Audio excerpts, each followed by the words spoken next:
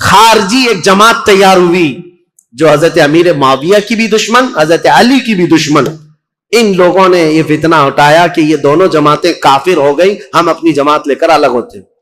اور یہ جماعت یہ پھر نہیں بنی شیعہ حضرات کے بعد ایک خارجی جماعت. اور یہ جب کافر خود ہو گئے، ظاہر سی بات ہے رسول اللہ کے 2 صحابہ کو کافر کہنا خود کافر ہونا ہے. یہ جماعت نکلی، حضرت علی نے ان سے بھی مقابلہ کیا مقام نہروان میں. اور جتنے خارجی تھے یہ اتنے سخت ہو گئے تھے کہ جو بھی مسلمان گزرتا تھا اس کا پورا مال لوٹتے تھے اور اس کو جلا دیتے تھے. حضرت علی کی دشمنی میں مسلمانوں کے دشمن ہو گئے. تو پھر حضرت علی نے ان کے ساتھ مقابلہ کیا اور وہ جتنے خارجی ہوئے تھے ان کو قتل کیا. چند خارجی بچ کر کے وہاں سے نکل کر بھاگے اور انہوں نے اپنی الگ الگ جماعتیں بنائی. اب شدت بدلہ لینے کی شدت انتقام اتنا گھر کر گیا خارجیوں میں کہ 3 خارجی لوگ ایسے ہوئے میٹنگ کیا اور انہوں نے کہا دیکھو یہ روز روز کی جنگوں سے پریشان ہیں، یہ 3 بڑے لوگ جو ہیں علی بن ابی طالب، عمرو بن عاص، امیر معاویہ، ان تینوں کو قتل کر دیتے معاملہ ہی ختم ہو جائے گا. نعوذ باللہ. یہ 3 کاموں کے لیے عبد الرحمن بن ملجم، عمرو بن بکیر اور ایک شخص اور تھا برکہ بن عماد یا کچھ اس کا نام برکہ تھا. یہ 3 خارجی لوگ تھے. میٹنگ کیا، کہا ہم تینوں ایک ہی دن کا انتخاب کرتے ہیں، ایک ہی دن تینوں کو ماریں گے. 3 بڑے صحابہ کو، حضرت علی کو، حضرت عمرو بن عاص کو، حضرت امیر معاویہ. ان تینوں نے، حتیٰ کہ یہ جو عبد الرحمن بن ملجم ہے اس نے شادی کی، یہ عاشق تھا ایک عورت کا، اور اس نے شادی میں اپنی عورت کے مہر میں یہ رکھا تھا کہ 12,000 دینار مہر میں دوں گا اور علی بن ابی طالب کی گردن مہر میں دوں گا. قتل مہر میں رکھا تھا. اس قدر دشمنی کوٹ کوٹ کر بھری ہوئی تھی. اور ان تینوں نے ایک تاریخ متعین کی، رمضان المبارکہ کی. 17 رمضان کو تینوں اپنے اپنے علاقوں میں گئے. حضرت علی کوفہ میں تھے، حضرت عمرو بن عاص یہ مدینے میں یا دوسرے علاقے میں تھے، حضرت امیر معاویہ ملک شام میں تھے. تینوں پھیل گئے اپنے اپنے ان منصوبوں کو لے کر. اور حضرت امیر معاویہ، حضرت عمرو بن عاص کے لیے جو لوگ گئے تھے، ایک برکہ اور ایک جو حضرت عمرو بن عاص کو قتل کرنے والا تھا، یہ تینوں بکیر، عمرو بن بکیر، یہ دونوں جو ہے اپنی پلاننگ میں فیل ہوئے. لیکن عبد الرحمن بن ملجم یہ تلوار کو زہر میں بجھا کر کے کوفہ میں روز انتقام کی آگ میں بھڑکتا رہا. اور حضرت علی رضی اللہ تعالیٰ عنہ ایک رات سوئے ہیں اور خواب میں رسول اللہ صلی اللہ علیہ وسلم کو دیکھا، جیسے حضرت عثمان اپنی شہادت کے دن ایک دن پہلے دیکھے. حضرت علی رضی اللہ تعالیٰ عنہ نے خواب میں رسول اللہ سے عرض کیا، یا رسول اللہ میری امت نے مجھے ٹھیس پہنچائی، آپ کی امت کے کچھ لوگوں نے مجھے ٹھیس پہنچائی. رسول کریم صلی اللہ تعالیٰ علیہ وسلم نے فرمایا، اے علی تم کل کھڑے ہو جانا، ان قریب وہ پوری قوم ہلاک ہوگی جس نے تجھے ٹھیس پہنچائی. رسول کریم صلی اللہ تعالیٰ علیہ وسلم نے فرمایا، اور ان کی زندگی میں ہی یہ حضور نے فرمایا تھا، علی جو جماعت تم سے نفرت کرے گی وہ جہنم میں جائے گی. حضور نے تو منافق کی علامت بھی بتائے، جس کو علی سے بغض ہوگا وہ مومن نہیں منافق ہوگا، زندگی میں فرمایا تھا. تو حضرت علی نے خواب دیکھا، صبح حضرت حسن کو اٹھایا بستر سے، امام حسین کو اٹھایا، کوفہ میں تھے، کہا کہ چلو فجر کی نماز کے لیے جا رہے تھے. اور حضرت علی کی عادت تھی فجر کی نماز کے لیے لوگوں کو جگاتے تھے، ہر گھر سے آواز دیتے تھے زور سے. حضرت حسن اور حضرت حسین کو اٹھایا اور کہا میں نے خواب میں رسول اللہ کو دیکھا ہے، اور رسول پاک صلی اللہ تعالیٰ علیہ وسلم نے مجھ سے یہ فرمایا، وعدہ فرمایا. اور اس کے بعد یہ کہتے ہوئے حضرت علی محراب کی طرف بڑھ رہے تھے سارے لوگوں کو. یہ عبد الرحمن بن ملجم نے حضرت علی کرم اللہ وجہہ الکریم کے چہرے پر وار کیا، اور وہ تلوار سے حضرت علی رضی اللہ تعالیٰ عنہ کے انجانے میں چہرے سے ایسا گھاؤ بیٹھا کہ ایک بعد دیگرے کئی حملے کیے نماز پر جانے والے کے لیے. اور اسی وقت حضرت علی رضی اللہ تعالیٰ عنہ کے جسم میں زہر بھی سرایت کر گیا، چہرے سے لے کر حضرت علی رضی اللہ تعالیٰ عنہ کے کندھے تک زخم آیا تھا. آپ زمین پر آ گئے تو آپ کو سارے لوگوں نے اٹھایا. یہ فجر کا وقت تھا، 17 رمضان المبارک کی تاریخ تھی. مولا کائنات علی مرتضیٰ رضی اللہ تعالیٰ عنہ کو گھر لایا گیا تو آپ جام شہادت نوش فرما گئے. اس حیدر کرار فاتح خیبر کی شہادت ہو گئی 17 رمضان کو.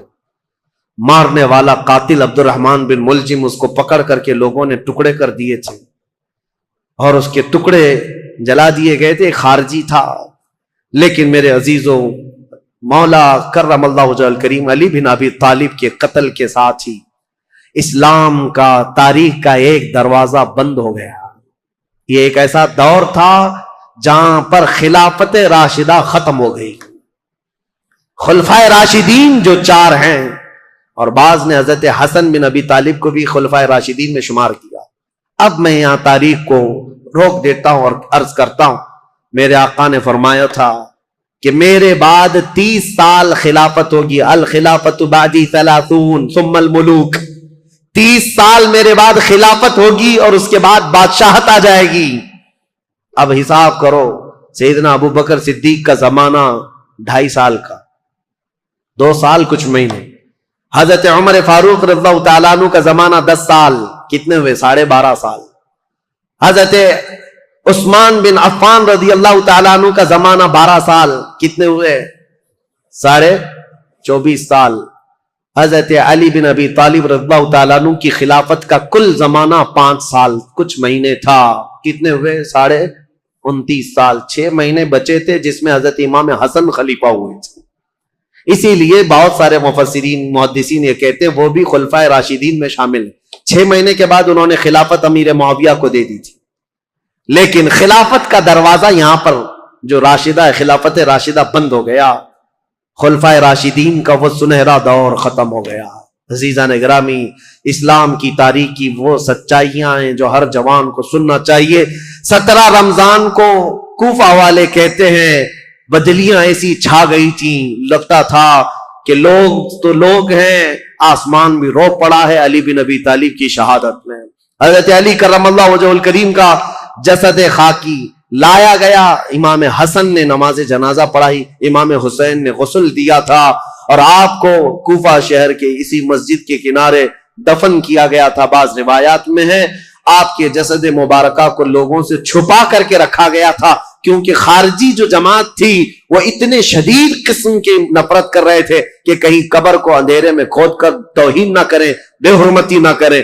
مولا کائنات علی مرتضیٰ رضی اللہ تعالیٰ عنہ کی قبر مبارکہ کو چھپایا گیا تھا، لیکن بہت ساری روایتیں بتاتی ہیں مقام نجف اشرف جو کوفہ کا حصہ تھا جہاں مولا علی کو دفن کیا گیا، آج بھی امیر المومنین کا دروازہ بڑی شان کے ساتھ کھلا نظر آتا ہے، اور ان کی تربت انور پر جب جھنڈا لہراتا ہے تو میرے عزیزوں کئی مرتبہ نجف جانے کا موقع ملا، کئی مرتبہ عراق گیا، جب بھی اس لہراتے ہوئے جھنڈے کو دیکھتا ہوں تو خیبر یاد آ جاتا ہے۔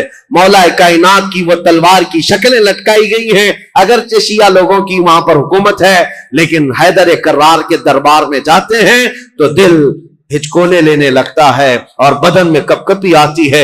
اس دربار میں آئے ہیں جس نے خیبر کے پھاٹک کو ایک ہاتھ سے اکھاڑ کر پھینکا تھا، جس نے اسلام کی تاریخ میں ایک نیا دروازہ کھولا تھا، جس کو رسول اللہ نے اپنی وفات کے وقت تک پسند کیا تھا۔ آپ کو پتا ہے پیدا ہوئے علی، حضرت علی جس دن پیدا ہوئے رسول اللہ نے اپنا لعاب پاک ان کو چٹایا تھا۔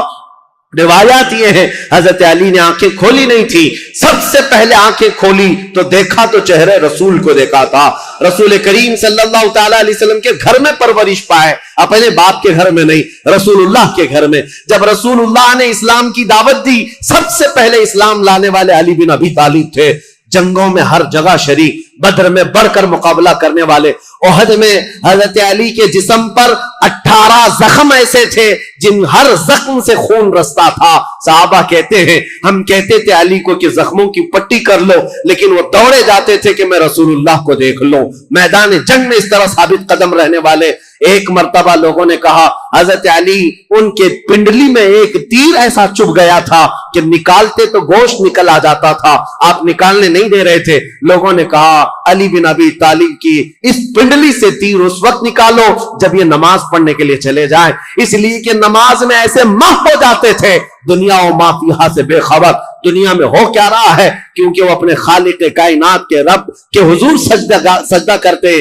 جو لوگوں نے یہ کہا حضرت علی جیسی نماز کے لیے رکعت باندھے، ان کی پنڈلی سے یہ تیر کھینچ کر نکالا گیا، اس تیر کے ساتھ گوشت بھی نکل کر کے آ گیا، لیکن ان کی نماز نہیں ٹوٹی، نماز مکمل کیا، سلام پھیرنے کے بعد لوگوں سے پوچھا کس نے میری پنڈلی سے تیر نکالا اور کس وقت نکالا، مجھے تو خبر ہی نہ ہوئی۔ وہ حیدر کرار کی نماز تھی۔ رسول اللہ کے ساتھ ہر گھڑی رہنے والے حضور صلی اللہ تعالی علیہ وسلم نے اپنی عزیز لخت جگر فاطمۃ الزہرا کے لیے کسی کو منتخب کیا تھا، وہ علی بن ابی طالب کو منتخب کیا تھا۔ اور یہ بات بھی بتا دوں، رسول اللہ نے اپنے جانے کے وقت جن لوگوں کا نام فرمایا تھا کہ میں ان لوگوں سے راضی ہوں، وہ کون لوگ تھے جن کے ناموں میں حضرت علی کا نام تھا؟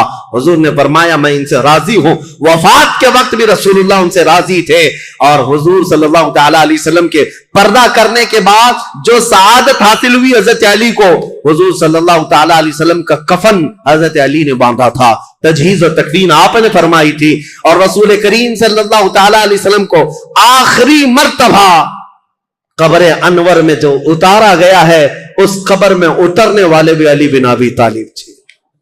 یہ فضائل، یہ کمالات بے شمار ہیں۔ مولا علی کرم اللہ وجہہ الکریم ان سارے فضائل و کمالات کو لے کر 17 رمضان المبارکہ کو یہ سورج غروب ہو گیا اور دنیا میں اندھیرا چھا گیا، فتنوں کا ایک نیا دور کھلا، اور پھر ایسے فتنے کہ آج تک تھم نہ سکے اور قیامت تک رک نہ سکیں گے۔ مولا علی شیر خدا، ان کی تربت پر کروڑوں سلام، ان کی تربت انور پر لاکھوں انوار و تجلیات رب کی اترے۔ عزیزان گرامی وقار، بات صرف اتنی کہوں گا، یہ چاروں خلفائے راشدین ہر ایک کا اپنے دور میں ایک ایک کمال ہے، اور ایسا کمال ہے، ایسا کمال ہے کہ یہ چاروں خلفائے راشدین کی تاریخ اگر میں ایک جملے میں عرض کروں تو بات صرف اتنی ہے، اسلام تیری نبض نہ ڈوبے گی حشر تک، اسلام تیری نبض نہ ڈوبے گی حشر تک، تیری رگوں میں رواں خون ہے چار یار کا،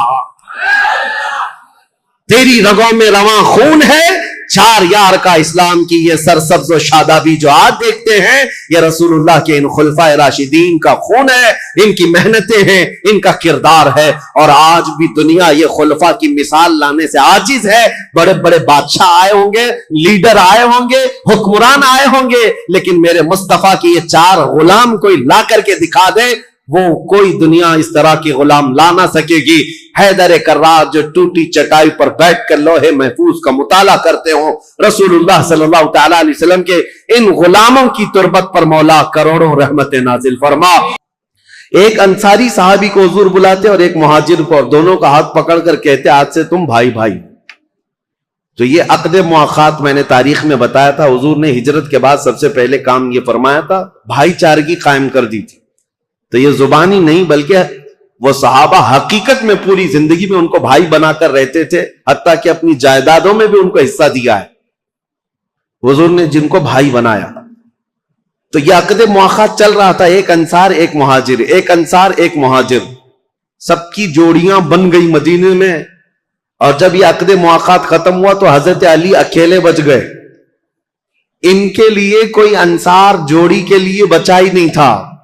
حضور نے سب کی جوڑیاں بنا دی، فلاں مہاجر کا فلاں انصار بھائی ہے، لیکن حضرت علی غمگین ہو گئے، کہا یا رسول اللہ صلی اللہ تعالی علیہ وسلم، میں اخیر میں تنہا رہ گیا، میرے لیے کوئی انصاری صحابی بھائی بننے کو تیار نہیں، یا بھائی نہ بن سکا۔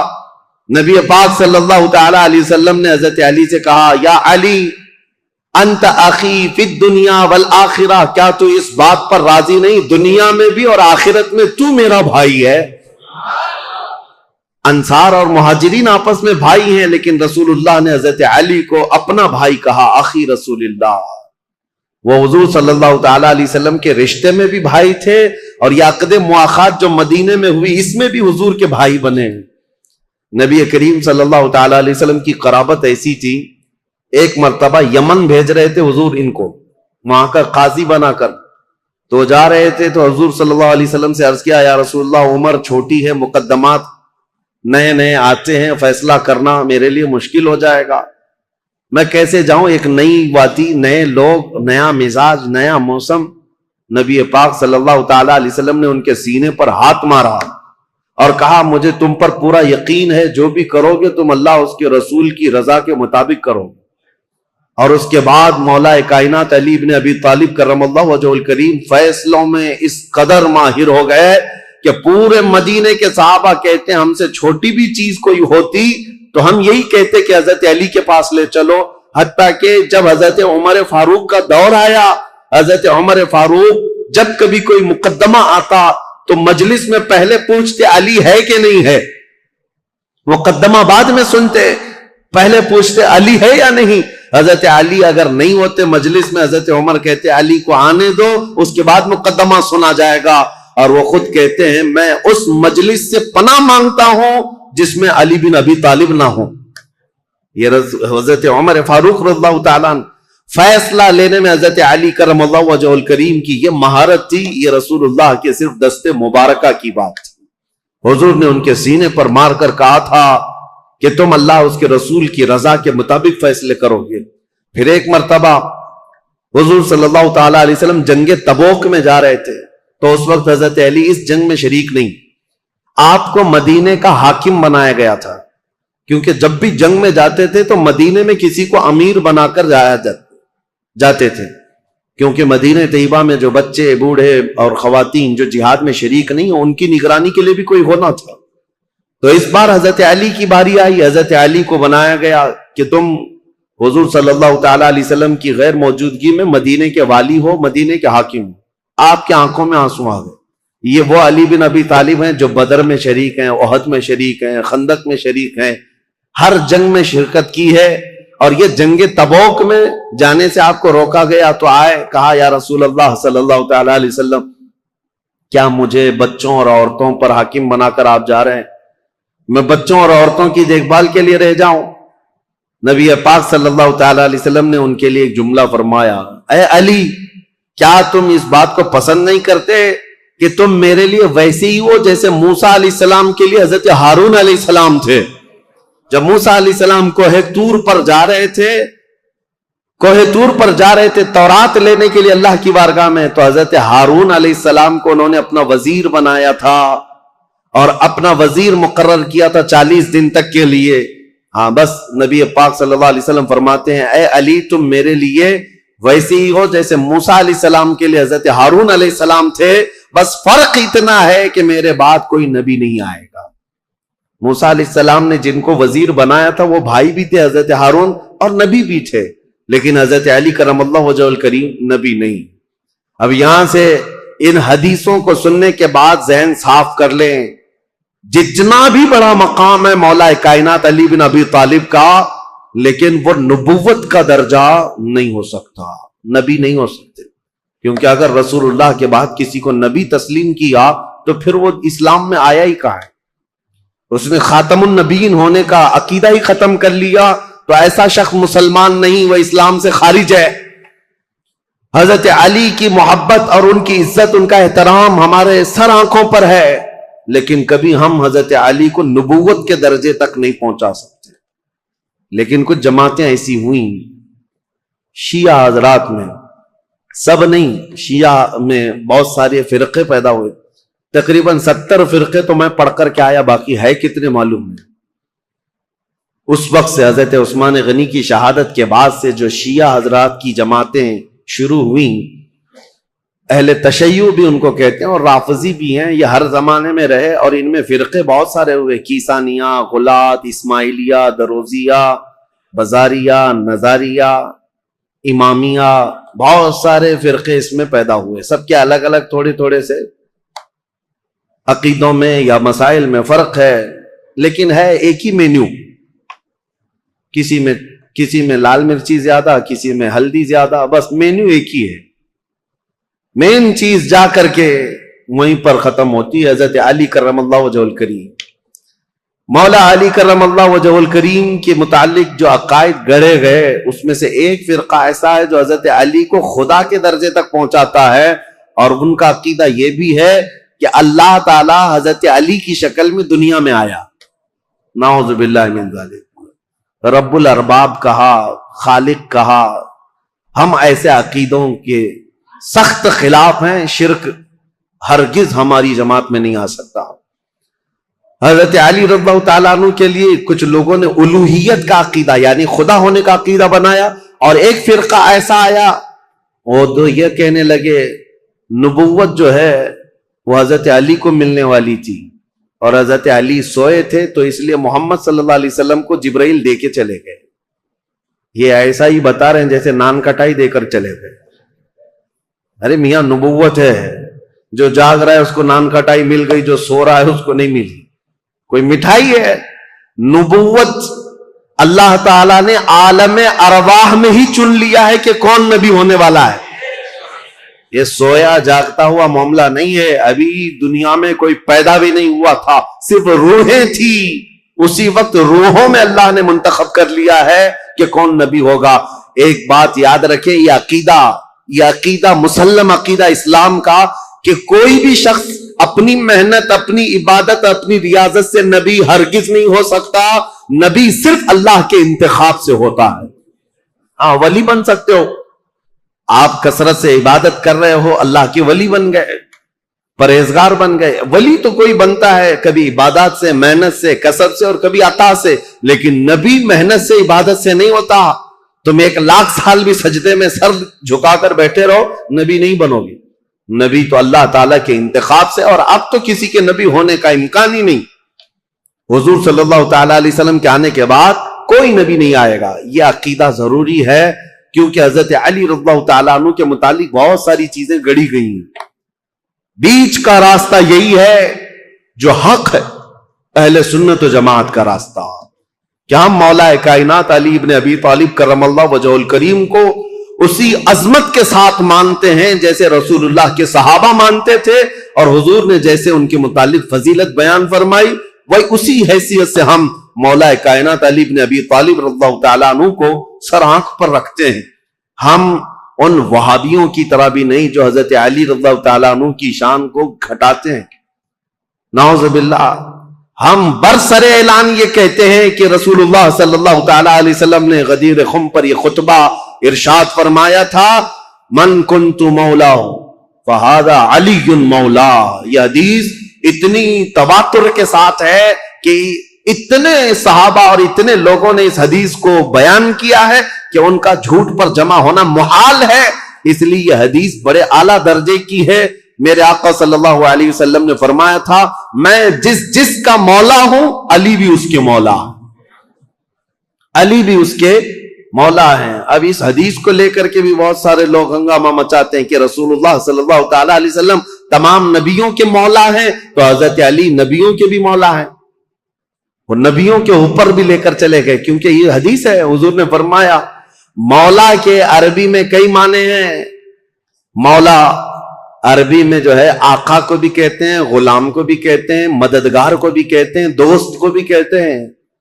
عربی کی شدھ بدھ رکھنے والا وہ سمجھے گا کہ کہاں کیا معنی لینا ہے. اسی طرح سے اگر عربی کی ترجمے کرنے لگ جائیں تو پھر اوٹ پٹانگ حرکتیں شروع ہو جائیں گی، جیسے گوگل ٹرانسلیٹ کر کے دے دیتا ہے. وہ کچھ بھی جیسا ہو اسی طرح سے اٹھا کر دے دے گا. ایک لفظ عربی میں آتا ہے اور اس کے 70 معنی ہیں، کسی کے 50 معنی، کسی کے 500 معنی ہیں. عربی کی ڈکشنری اگر آپ سمجھنا چاہیں تو بہت وسیع ہے، سمندر ہے یہ عربی لغت. یہاں تک کہ ایک ایک لفظ پر لوگوں نے کتاب لکھ ڈالی ہے، عربی کے ایک ایک لفظ پر. تو مولا کا مطلب کئی معنی ہیں. تو جہاں پوری کائنات مراد ہوگی، حضور نے فرمایا میں جس کا مولا ہوں، یقیناً میرے نبی آقا ہیں. جس کے حضور آقا ہیں، حضرت علی بھی اس کے آقا ہیں. لیکن نبیوں کے متعلق یہ معنی نہیں لیا جائے گا. انبیاء کرام افضل ہیں، پوری مخلوق میں سب سے افضل ہیں، اور جو بھی ہوگا نبیوں کے بعد افضل ہوگا. بہرحال میں یہ ٹاپک کو صرف آپ کے سامنے اس لیے رکھ رہا ہوں کہ سوشل میڈیا کے اس بھیانک دور میں انہی حدیثوں کا سہارا لے کر بھولے بھالے نوجوانوں کے دماغ میں یہ باتیں ڈالی جاتی ہیں. یہ چیزیں بھی لائی گئی ہیں حضرت علی نبیوں سے افضل ہیں. نہیں، اللہ کے انبیاء جتنے نبی ہیں وہ کائنات میں روئے زمین میں سب سے افضل انسان ہیں، اور ان کے بعد دوسرے صحابہ میں افضلیت ہے. سیدنا علی بن ابی طالب کرم اللہ وجہہ الکریم کے کمالات. اب میں آپ کو کیا بتاؤں کہ قرآن پاک کی جو آیت میں نے پڑھی ہے محمد الرسول اللہ والذین معه اشداء علی الکفار رحماء بینہم تراہم رکعا سجدا، ان میں یہ چاروں خلفائے راشدین کا ذکر آ گیا ہے۔ صاحب یعنی مفسرین یہ فرماتے ہیں اس آیت میں حضرت علی رضی اللہ تعالیٰ عنہ کا ذکر بھی ہے، اور ابن عساکر نے تو یہ روایت کیا ہے کہ قرآن کی تقریباً 300 آیتیں ایسی ہیں جس میں حضرت علی رضی اللہ تعالیٰ عنہ کی فضیلت ثابت ہوتی ہے۔ اتنی بڑی بات ہے یہ، مولا علی کرم اللہ وجہ الکریم کے فضائل و مناقب بے شمار ہیں۔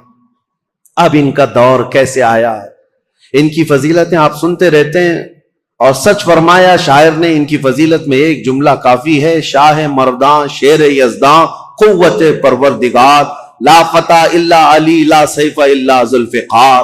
فارسی کا یہ لفظ ہے، فارسی کا یہ شعر ہے جس میں شاعر یہ کہتا ہے شاہ مرداں یعنی انسانوں کا کوئی بادشاہ ہے تو مولا کائنات علی بن ابی طالب ہے، شیر یزداں اللہ کا کوئی شیر ہے تو علی بن ابی طالب ہے۔ قوت پروردگار، دنیا میں اگر کسی کے پاس رب تبارک و تعالیٰ کی عطا کی ہوئی طاقت ہے، مظہر ہے کوئی، تو علی بن ابی طالب کو دیکھا جائے۔ لا فتح الا علی، شاعر یہ کہتا ہے حقیقت میں جوان کہلانے کے لائق کوئی ہے تو ابو طالب کا بیٹا علی ہے، اور پھر اگر تلوار کسی کی ذکر کرنے کے لائق ہے تو وہ ذوالفقار حیدری علی کی تلوار ہے۔ یہ ان کی تعریف میں کل ملا کر کے یہ جو جملے ہیں سب اس میں جمع ہو گئے۔ حضرت علی بن ابی طالب رضی اللہ تعالیٰ عنہ جنگ بدر میں جو کردار ادا کیے ہیں وہ بیان سے باہر ہے۔ جتنے لوگوں پر آپ بڑھ چڑھ کر کے حملہ کرتے رہے کفار و مشرکین، جوانی کے عالم میں حضرت علی رضی اللہ تعالیٰ عنہ کے متعلق یہ بیان کیا، بہت ہٹا کٹا جسم تھا، بہت توانا تھے طاقت سے، کافی بھاری آپ کا پیٹ تھا، اور لوہے کا خود پہننے کی وجہ سے ہمیشہ تو سر کے بال نکل گئے تھے۔ اتنی جنگوں میں شرکت فرماتے رہے، لوہے کی وہ ٹوپی ہوا کرتی تھی، اور وہ وقت آپ یاد کریں 7 ہجری جب رسول کریم صلی اللہ تعالی علیہ وسلم صحابہ کو لے کر خیبر نکلے تھے، تقریباً مدینے سے 200 کلومیٹر دور یہ خیبر کی وادی ہے جہاں یہودیوں نے اپنا اڈا بنا لیا تھا، اور مسلمانوں کے خلاف روزانہ نت نئے فتنے وہاں سے نکلتے تھے اور منصوبے بنائے جاتے تھے حضور کے خلاف، مدینے کے خلاف، اور مکہ کے مشرکین بھی اس میں حصہ لیتے تھے۔ نبی کریم صلی اللہ تعالی علیہ وسلم کو خبر یہ ہوئی کہ خیبر کے یہودی ایک جنگ کرنے کے لیے آ رہے ہیں مدینے، اور انہوں نے مکہ کے کافروں کو بھی بلا لیا ہے، نجد کے کافروں کو بھی بلا لیا ہے، سب کو جمع کر کے دعوت دی ہے۔ حضور کو جیسی یہ خبر ملی، ابھی یہودی خیبر سے نکلتے کیا رسول اللہ خود صحابہ کے ساتھ خیبر پہنچ گئے۔ اور میں نے یہ خیبر کی تفصیلی جنگ کا بیان آپ کے سامنے پیش کر چکا ہوں جمعہ میں، جیسے سیرت مصطفیٰ کا جو درس کنٹینیو چلتا ہے اس میں جنگ خیبر میں نے بیان کیا ہے۔ یہ سخت قسم کی جنگ تھی، یہودی بڑے بڑے قلعوں میں وہاں پر محفوظ رہتے تھے، اتنے بڑے قلعے تھے ان کے، آج تک وہ موجود ہیں، 1400 سال کے بعد آج بھی وہ قلعے وہاں پر ویسی ہیں۔ ان یہودیوں کی پناہ گاہ تھی، اس میں بیٹھ کر کے حملے کرتے تھے، اور ان کا یقین تھا یہ کہ ان قلعوں کو کوئی عبور نہیں کر سکتا۔ جب صحابہ وہاں پہنچے تھے یہودیوں کی حالت خراب تھی، اور ان کے ہاں ایک مرحب نامی شخص تھا جس کا دعویٰ تھا وہ 1000 آدمیوں سے اکیلا لڑ سکتا ہے، 1000 انسانوں سے اکیلا لڑ سکتا ہے۔ خیبر میں چھوٹی چھوٹی جنگیں ہوئی، وہاں کے جتنے قلعے تھے وہ صحابہ جب فتح کرنے لگ گئے تو آخری جو ان کا قلعہ تھا مرحب، جس کے انتظام پر لگا رہتا تھا، یہودیوں نے اس کو اتارا تھا مرحب کو، کہ اب آخر میں اب تمہاری باری ہے، اگر تم نہیں بچا پائے ان مسلمانوں سے تو ہمیں کوئی نہیں بچا پائے۔ مرحب مسلمانوں سے جنگ کرنے کو اپنی توہین سمجھتا تھا کہ یہ چھوٹے بادیہ نشین لوگ ہیں، کھجور کھا کر زندگی گزارتے ہیں، پیون لگے کپڑے پہنتے ہیں، ان کے پیروں میں چپل تک نہیں ہوتی، یہ ہم سے جنگ کرنے آئے ہیں، بڑے تحقیر سے حقارت سے دیکھا کرتا۔ لیکن اب حالات ایسے تھے کہ یہ پورے مسلمان گردنوں پر سوار ہو کر کھڑے تھے، اب تو ڈیفنس کرنا ہی تھا۔ مرحب جب اپنے قلعے سے باہر آیا تو یہ سخت قسم کی جنگ تاریخ اسلام میں لکھی گئی ہے، کیونکہ خیبر فتح ہونے کے بعد ہی سارے فتوحات کا دروازہ کھل گیا ہے اسلام کے لیے. ساری فتحیں جتنی ہوئی یہ خیبر کے بعد فتوحات کا دروازہ کھل گیا تھا جو رکنے کا نام نہیں لیتا. تو جیسے ہی مرحب سامنے آیا تو اس نے پکار کر کے یہ کہا شعر پڑھتے ہوئے کہ تمہیں پتا ہے کہ خیبر پورا مجھے پہچانتا ہے، یہاں کے در و دیوار سے پوچھو کہ مرحب کس کا نام ہے. مرحب کی آواز سے اور اس کے چلنے پھرنے سے یہاں کے پتھر بھی کانپتے ہیں. وہ رجزی اشعار پڑھ رہا تھا.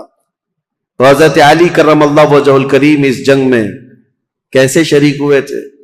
یہ 3 دن تک کنٹینیو چل رہی تھی، صحابہ کو فتح نہیں مل رہی تھی، کچھ صحابہ شہید بھی ہو گئے تھے. اور رات کے وقت رسول کریم صلی اللہ تعالی علیہ وسلم بیٹھے اور کہا کل کی صبح ہونے دو، میرے ہاتھ میں جو پرچم ہے میں ایسے کو دوں گا جس کو اللہ اس کے رسول بے حد چاہتے، اور اللہ تعالیٰ نے اس کے ہاتھ میں یہ فتح رکھی ہے. صحابہ کہتے ہیں پوری رات ہم نہیں سوئے. حضور نے جو یہ بشارت دی تھی اس میں بشارتیں کیا کہتی ہیں؟ ایک تو یہ تھی کہ قلعہ اس کے ہاتھ فتح ہوگا، دوسرا یہ کہ اللہ اس کو اور اس کے رسول بے حد اسے چاہتے ہیں. حضرت عمر کہتے ہیں ہمیں غالب گمان یہی رہتا تھا کہ شاید جھنڈا ہمارے ہاتھ میں آئے گا. صبح اسی طرح رات کروٹ لے کر صحابہ نے گزاری تھی کہ ہمارا نام آ جائے گا. جیسی صبح ہوئی نبی کریم صلی اللہ تعالی علیہ وسلم نے صحابہ کی جماعت کو جمع کیا. سب گردنیں اٹھا کر حضور کو دیکھ رہے تھے کہ یہ جھنڈا کس کے ہاتھ میں ہوگا. پھر رسول کریم صلی اللہ تعالی علیہ وسلم نے پکار کر کہا علی بن ابی طالب کہاں ہے؟ اس جماعت میں وہ تھے ہی نہیں وہ صحابہ، کیونکہ اس وقت وہ بیمار تھے، بخار بھی سخت تھا. حضور صلی اللہ تعالی علیہ وسلم سے عرض کیا یا رسول اللہ صلی اللہ علیہ وسلم ان کی آنکھوں میں آشوب آیا ہے، جو لال ہو جاتی ہیں آنکھیں، تو آنکھیں لال ہو گئی ہیں اور بخار زدہ ہیں. حضور نے فرمایا اسی حالت میں ان کو لے کے آؤ. بستر سے اٹھا کر حضرت علی کو لایا گیا، آنکھوں سے پانی بہ رہا تھا. نبی کریم صلی اللہ تعالی علیہ وسلم نے اپنا لعاب پاک ان کی آنکھوں پہ لگایا. حضرت علی کہتے ہیں میری آنکھیں اخیر زمانے تک اتنی تیز نظر آتے تھا جس کا کوئی اندازہ نہیں کر سکتا. حضرت علی رضی اللہ تعالیٰ عنہ کے ہاتھ میں حضور نے جھنڈا دیا اور کہا جاؤ اللہ اس کے رسول تمہیں بے حد چاہتے ہیں اور یہ فتح تمہارے نام رکھی ہے. سارے صحابہ کہتے ہیں حضرت علی کو دیکھ کر ہم رشک کرتے تھے کہ کیا مقام پایا علی بن ابی طالب نے. اس وقت ان کی جوانی کا ہی وقت تھا اور جب وہ جھنڈا ہاتھ میں لے کر کے آئے تھے یہ مقابلہ مرحب سے ہونا تھا جو 1000 انسانوں سے تنہا لڑ سکتا تھا، اکیلا لڑنے کی طاقت رکھتا. جب وہ رجزی اشعار پڑھ رہا تھا جانتے ہو قلعوں کی دیواروں سے پوچھو مرحب کس کا نام ہے، یہاں کے پتھر میرے چلنے پھرنے سے کانپ جایا کرتے ہیں. پھر حضرت علی آگے آئے، پوچھا مرحب نے تم کون ہو؟ حضرت علی نے کہا انا الذی سمتنی امی حیدرہ، میں وہ ہوں کہ میری ماں نے میرا نام حیدر رکھا ہے. حیدر کا مطلب جانتے ہو؟ حیدر کا مطلب جنگل میں گھنے جنگلات میں اپنے پیر پھیلائے ہوئے نہایت ہی سخت قسم کا چہرہ لے کر کے بھوکا پلٹوار کرنے والا وہ شیر بپر جس کو دیکھ کر کے پورے جنگل میں ہیبت طاری ہوتی ہے، اس کو عربی میں حیدر کہا جاتا ہے. حضرت علی کہتے ہیں عربی جاننے والے سمجھ سکتے تھے. انہوں نے رجزی اشعار میں حضرت علی نے صرف اتنا کہا انا الذی سمتنی امی حیدرہ، میں تو وہ ہوں کہ میری ماں نے میرا نام حیدر رکھا ہے. مرحب نے کہا تجھ جیسے چھوٹے لڑکے سے میں مقابلہ کرنے کو اپنی توہین سمجھتا ہوں، میں توہین سمجھتا ہوں. حضرت علی نے کہا رسول کریم صلی اللہ تعالی علیہ وسلم کی جماعت سے ہوں، پہلے مجھ سے مقابلہ کر لو، بعد میں بڑے تمہارے مقابل میں آ جائیں گے. جب مرحب اترا حضرت علی کرم اللہ وجہ الکریم کے مقابلے میں، تاریخ آج بھی گواہ ہے، اس کے لوہے کی ٹوپی، اس کا لوہے کا لباس اتنا مہنگا ہوا کرتا تھا، اور وہ تلوار لہراتے ہوئے آیا اور پہلی تلوار اتنی تیز مارا تھا کہ حضرت علی رضی اللہ تعالیٰ عنہ پر وار جو ہوا، حضرت علی رضی اللہ تعالیٰ عنہ نے اس کے وار کی چمک کو دیکھا اور جنگ کے میدان میں جو تلوار کی چمک تھی لوگ دیکھ کر کے حیران تھے. اتنی تیز وہ تلوار چلاتا تھا تو صحابہ کہتے ہیں ہمیں خوف ہو گیا, ڈر ہو گیا کہ علی بن ابی طالب گھوڑے پر ہے. ایک ہی بار اس نے ایسا کیا ہے کہ اس کی آواز فضا میں گونج رہی ہے, علی کا کیا ہوگا. حضرت علی رضی اللہ تعالیٰ عنہ بالکل بے خوف تھے. اللہ کے شیروں کو آتی نہیں روباہی. اللہ کا جو شیر ہوتا ہے وہ لومڑی کبھی بنی نہیں سکتا. مولا کائنات علی بن ابی طالب نے اس کے 2 وار کے بعد اپنا جو پہلا وار مارا, صحابہ کہتے ہیں حضرت علی کی 2 دھاری تلوار تھی, مرحب کے سر پر لگی اور اس کے لوہے کی ٹوپی کو کاٹتے ہوئے مرحب کے سینے تک آ گئی. ایک ہی وار میں مرحب کو زمین پر ٹھنڈا کر دیا تھا. فاتح خیبر حضرت علی رضی اللہ تعالیٰ عنہ ایک ہی وار میں مرحب کو ٹھنڈا کیا, اور اس کے بعد اسی کے اشعار حضرت علی نے پڑھ کر لوگوں کو سنایا. اے لوگوں سنو, یہ جو ٹھنڈا ہوا ہے جسم, یہ وہی ہے جس کی چلنے پھرنے کی آواز پتھر سنا کرتے تھے, دیوار سنا کرتے تھے. اب اس خیبر کے قلعے کے در و دیوار بھی جانیں گے کہ جس سے وہ ہیبت کھاتے تھے اس کو زمین پر کس نے مار گرایا. پھر حضرت علی نے کہا اے یہودیوں, آج کے بعد سے خیبر کے ہر قلعے سے آواز آئے گی کہ کوئی آیا تھا جس کا نام اس کی ماں نے حیدر رکھا تھا. عزیزان گرامی, یہ تاریخ کی سچائیاں اس لیے میں عرض کر رہا ہوں. مولا علی بن ابی طالب کرم اللہ وجہہ الکریم, اس جنگ میں صحابہ کی روایت ہے, ابن عساکر کی روایت یہ ہے کہ حضرت علی بڑھتے گئے اس قلعے کے پھاٹک کو توڑ دیا تھا, جو دروازہ ہوا کرتا تھا. صحابہ کہتے ہیں حضرت علی نے ایسے اس کو اکھاڑ دیا تھا, اور وہ دروازہ ایک ہاتھ میں لے کر اس کو ڈھال بنا کر لڑتے رہے. جب کبھی سامنے سے کوئی تیر آتا یا تلوار آتی تو یہ دروازے کو ڈھال بنا کر کے لڑتے تھے. تم اپنے گھر کا دروازہ اٹھا کر کے دیکھو, خیبر کا دروازہ الگ ہے, اپنے گھر کا دروازہ بھی نہیں اٹھا پاؤ گے. آج کے نوجوانوں کی بات کر رہا ہوں. وہ خیبر کا دروازہ ایسا تھا کہ اس کے بعد حضرت علی نے اس کو اپنی پیٹھ پر رکھا دروازے پر. کئی صحابہ تو اس کے اوپر سے چڑھ کر کے قلعے کے اندر گئے, اور صحابہ کہتے ہیں اس کے بعد اس دروازے کو 16 گز آگے انہوں نے ایک ہی ہاتھ سے پھینکا تھا. رسول کریم صلی اللہ تعالی علیہ وسلم کا فرمان ہوا اس دروازے کو راستے سے ہٹایا جائے. صحابہ کہتے ہیں ہم 40 لوگ مل کر نہیں اٹھا پا رہے تھے, اور علی بن ابی طالب تنہا ایک ہاتھ سے اٹھا کر اس کو پھینک چکے تھے. لا فتح الا علی لا سیف الا ذوالفقار. یہ شجاعت, یہ جمع مردی اللہ کے شیر کو اللہ نے عطا کی ہے. قوت پروردگار. میرے عزیزوں, ان کے فضائل, ان کے مناقب, ان کے کمالات بیان سے باہر ہیں. لیکن اب خلافت کا دور شروع ہے, اسی لیے کہ ہم تاریخ بیان کر رہے ہیں. فضیلتیں ہر سال آپ سنتے رہتے ہیں, اور اس سال ظاہر سی بات ہے میں جو ٹاپک لے کر کے چل رہا ہوں وہ تاریخ اسلام ہے. ہر بچے کو, ہر جوان کو تاریخ یاد رکھنا بہت ضروری ہے.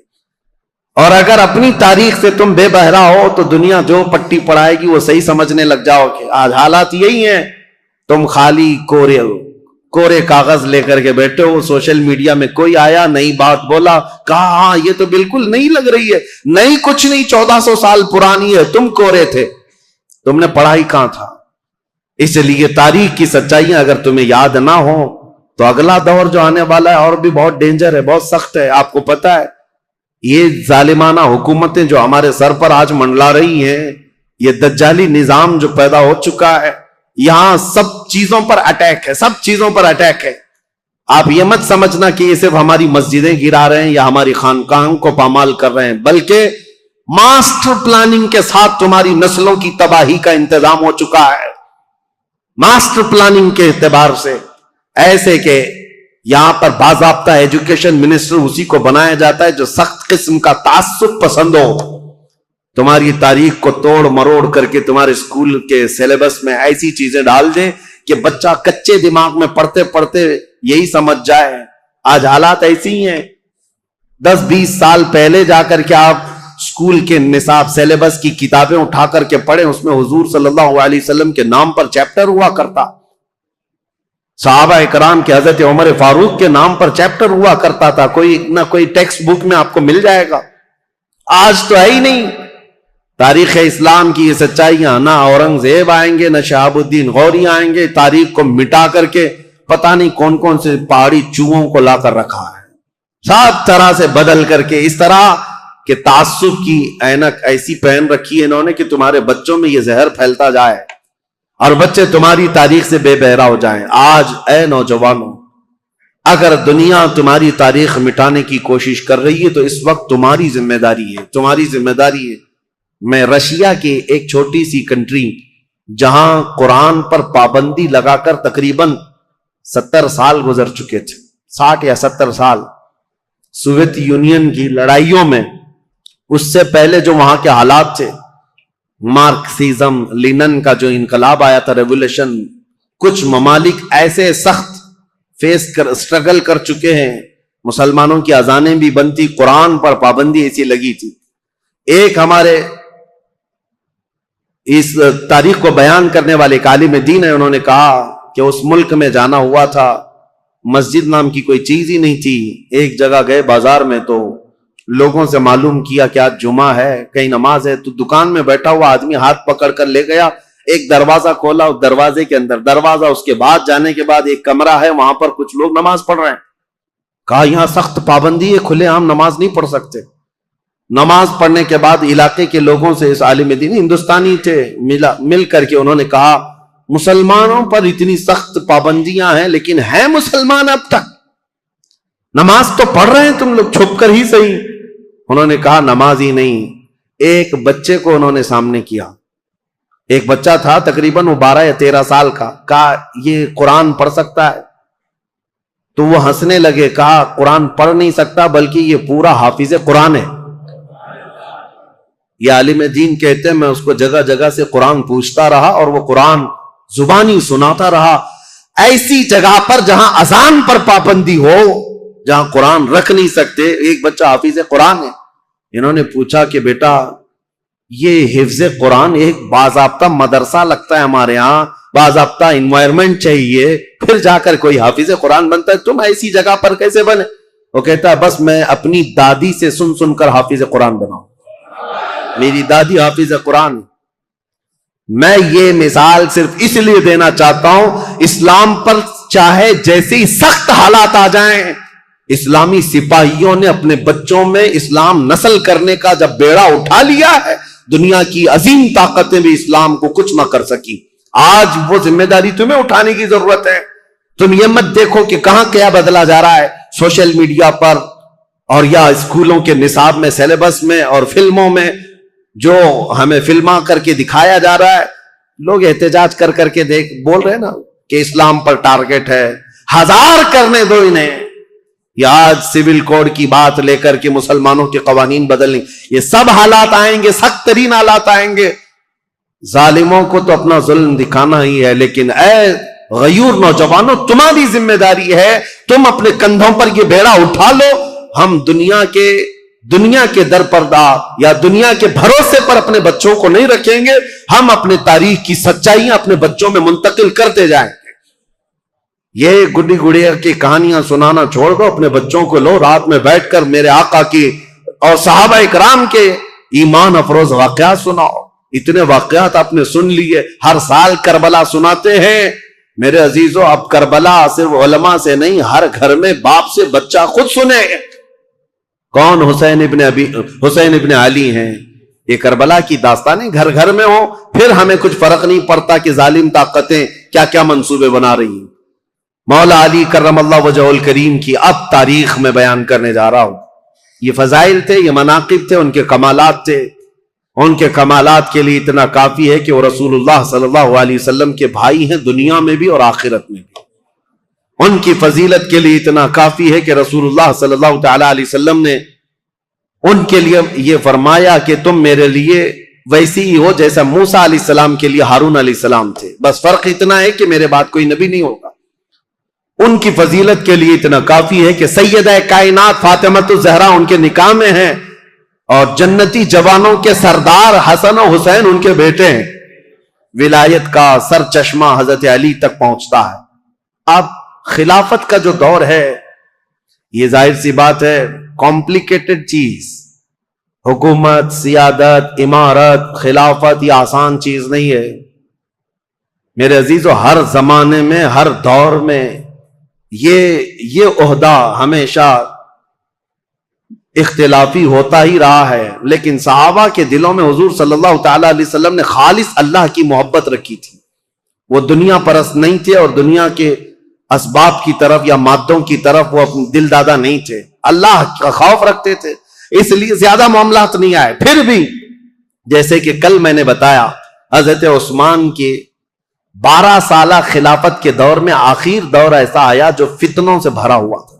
عبداللہ بن سبا نام کا ایک یہودی جس نے یہ بیج بویا اور ایک جماعت پیدا کر دی، اور مسلمانوں میں انتشار اور فرقہ پیدا ہونا شروع ہو گیا، اور سبب کہاں یہ فتنہ کہاں تک پہنچا؟ حضرت عثمان غنی کا قتل ہو گیا مدینے میں۔ یہ پہلا قتل ہے جو مسلمانوں کے ہاتھ ہوا ہے، حضرت عثمان غنی کا قتل۔ حضرت عمر کو بھی شہید کیا گیا، لیکن وہ تو ایک آگ کا پجاری تھا، ابو لولو فیروز مجوسی، لیکن حضرت عثمان کا جو قتل ہوا ہے وہ آپسی انتشار کی وجہ سے ہوا۔ تفصیل میں نے بتایا، جگہ جگہ انقلاب نام سے کچھ جماعتیں کھڑی ہوتی تھیں، ان کو یہ چاہیے تھا ریولیوشن، اور ان کو جدت، نیا پن چاہیے تھا۔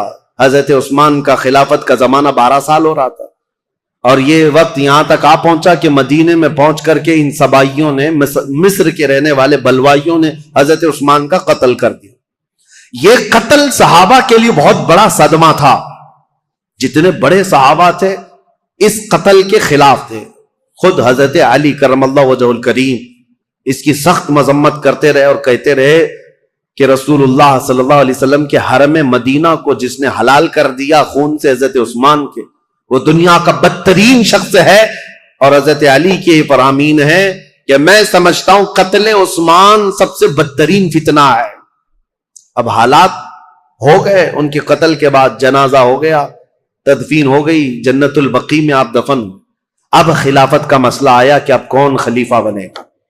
جیسے حضرت ابو بکر کی خلافت، کیسے تمام مسلمانوں نے اتفاق رائے سے آپ کو خلیفہ چن لیا تھا، اور حضرت عمر کو حضرت ابو بکر نے جاتے وقت خود ہی اعلان کر دیا تھا، اس لیے اختلاف نہیں ہوا، صحابہ نے ان کو چن لیا تھا۔ اور حضرت عثمان کی خلافت کیسے ہوئی تھی؟ 6 صحابہ جمع ہوئے تھے، کل جیسے میں نے بتایا مجلس شورا اس کو کہتے ہیں، جس میں حضرت سعد بن ابی وقاص، عبد الرحمن بن عوف، حضرت زبیر، حضرت طلحہ اور حضرت علی، حضرت عثمان، یہ 6 لوگ تھے۔ حضرت عمر نے جاتے جاتے ان کو منتخب کیا تھا، یہ 6 لوگ جس کو منتخب کریں گے وہ خلیفہ ہوگا۔ ان 6 میں سے 2 تو پہلے ہی ہٹ گئے کہ ہم کو خلافت کا کوئی ارادہ نہیں ہے، اور باقی جو 2 تھے انہوں نے اپنی خلافت دوسرے کو سپرد کر دی، جیسے حضرت زبیر نے حضرت علی کو دے دیا، حضرت طلحہ نے حضرت عثمان کو۔ بچے 2 ہی تھے، حضرت علی اور حضرت عثمان، جو خلافت کے دعوے دار۔ لیکن حضرت عبد الرحمن بن عوف نے دونوں سے وعدہ لے لیا تھا، ہم جس کی بیعت کریں گے ایک دوسرا اس کی پیروی کرے گا، اطاعت کرے گا۔ تو جب حضرت عثمان کی بیعت ہو گئی تو حضرت علی نے بھی بیعت کیا۔ اب یہ پوری روایت مسند ابی یعلا میں، تاریخ ابن عساکر میں، خود حضرت علی کرم اللہ وجہ الکریم سے منقول یہ روایت میں آپ کے سامنے رکھتا ہوں۔ جب حضرت علی کے ساتھ ایک معاملہ پیش آیا تھا، وہ بھی میں ابھی تاریخ میں بتاتا ہوں۔ 2 جنگیں ہوئی ہیں جو تاریخ کی بدترین قسم کی، یعنی جس میں مسلمانوں کا بہت بڑا نقصان ہوا ہے۔ ان جنگوں کے متعلق ذکر کرنا مسلمانوں میں یہ ضروری نہیں ہے، لیکن ابھی دور ایسا آ گیا ہے کہ چوہے بہت آ گئے ہیں اور تمہارے وائر کاٹنے پر لگے ہوئے ہیں، اس لیے ہمیں حقیقت تھوڑی بیان کرنی پڑی۔ جنگ جمل، جنگ صفین کے متعلق خلفشار مچا کر رکھا ہے کچھ لوگوں نے، اس لیے حقیقت کیا ہے وہ بتاؤں گا۔ اس وقت جب بصرہ میں گئے تھے حضرت علی، ایک مشہور تابعی ہیں اور ایک صحابی ہیں حضرت احنف بن قیس، انہوں نے پوچھا تھا حضرت علی سے، اے علی، آج آپ اپنے گھوڑے پر سوار ہو کر بصرہ تک آ گئے ہیں، آپ یہ بتائیں رسول پاک صلی اللہ تعالی علیہ وسلم نے کیا آپ کو اس کا حکم دیا تھا، یا آپ یہاں تک کس لیے آئے؟ تب حضرت علی نے تفصیلاً ایک حدیث پر جو حضرت علی سے مروی ہے بیان کیا، کہا لوگوں سنو، میری قرابت رسول اللہ سے کیا ہے وہ بتانے کی چندہ ضرورت نہیں، میری رشتہ داری کیا ہے، لیکن جب رسول کریم صلی اللہ تعالی علیہ وسلم کی وفات ہوئی تو ہمیں ڈر یہ تھا کہ اختلاف پیدا ہو جائے گا مسلمانوں میں، لیکن اللہ کریم ایسا کرم کیا کہ حضرت ابو بکر صدیق کو مہاجرین اور انصار سب نے بالاتفاق خلیفہ مان لیا، حضرت علی کہتے میں بھی اس میں تھا، میں نے بھی حضرت ابو بکر کی خلافت کو تسلیم کیا، اور صرف اتنا نہیں کہ نہ چاہتے ہوئے، بلکہ حضرت علی کہتے وہ اس کے اہل تھے اور اس کے حقدار تھے، ان سے افضل ہم میں کوئی نہیں تھا، میں نے ان کی خلافت کو تسلیم کیا، اور جب جب انہوں نے جنگوں میں شرکت کا کہا میں نے جنگوں میں شرکت کی، جتنا انہوں نے مجھے حصہ دیا میں اس میں سے حصہ لیتا رہا، لیکن جب حضرت ابو بکر صدیق کا انتقال ہوا تو حضرت علی کہتے ہیں میرے دل میں یہ خیال تھا، لیکن حضرت ابو بکر نے جانے سے پہلے ہی ایک وصیت کر دی تھی مسلمانوں کو حضرت عمر کے نام پر کہ عمر بن خطاب کو میں صحیح سمجھتا ہوں، تم لوگ اپنا اس کو منتخب کر لو۔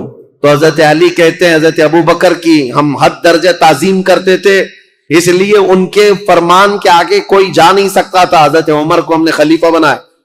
حضرت علی کہتے ہیں میں نے حضرت عمر کے 10 سالہ زمانے میں جتنی جنگیں انہوں نے مجھے جہاں جہاں بھیجا میں نے شرکت کی، جو مال غنیمت ملتا تھا ان کی طرف سے میں نے سب لیا، اور ہر چیز میں ان کے شانہ بشانہ رہا۔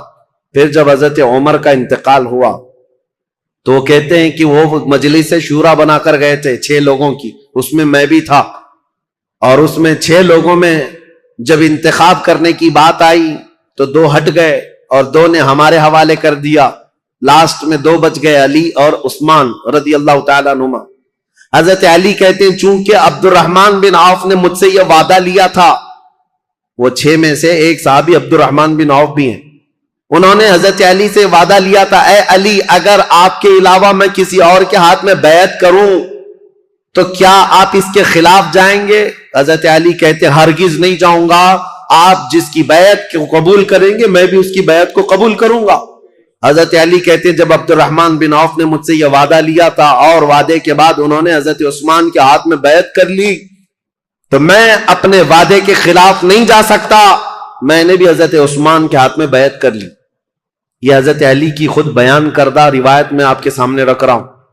اور پھر 12 سال گزر گئے حضرت عثمان کے، حضرت علی کہتے ہیں پھر حالات ایسے سنگین ہو گئے کہ حضرت عثمان کا قتل ہو گیا، جو بالکل میرے وہم و گمان میں نہ تھا کہ قتل تک ہو جائے گا۔ معاملات بدل رہے تھے، فتنہ پھیل چکا تھا، لیکن اتنے سنگین حالات بن گئے کہ ان کا قتل ہو گیا جس سے ہم ہرگز راضی نہیں۔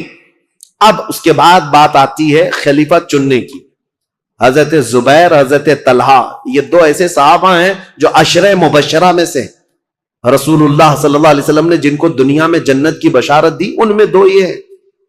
یہ صحابہ بڑے صحابہ کہلاتے تھے، مدینے میں جتنے تھے سب آئے، سب آ کر حضرت علی کے پاس کہنے لگے آپ اپنی بیعت کا اعلان کر دیں اور آپ خلیفہ ہیں۔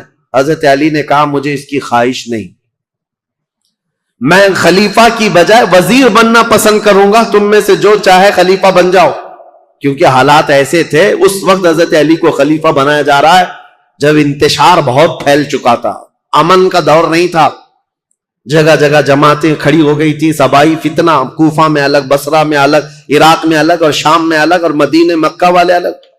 یہ حالات پر حضرت علی کو خلیفہ بنایا جا رہا ہے۔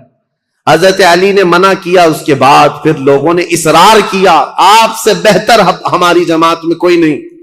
حضرت علی کہتے ہیں جب انہوں نے اصرار کیا تو میں نے اللہ اس کے رسول کے احکام کی شرط پر اور خلفائے ثلاثہ جو گزر چکے ان کی اتباع، ان کی پیروی پر سب کی بیعت لینا شروع کیا۔ حضرت علی جب بیعت لینے لگے، یہ تقریباً 35 ہجری کا واقعہ ہے، حضور صلی اللہ تعالی علیہ وسلم کی وفات کو 25 سال گزر چکے تھے۔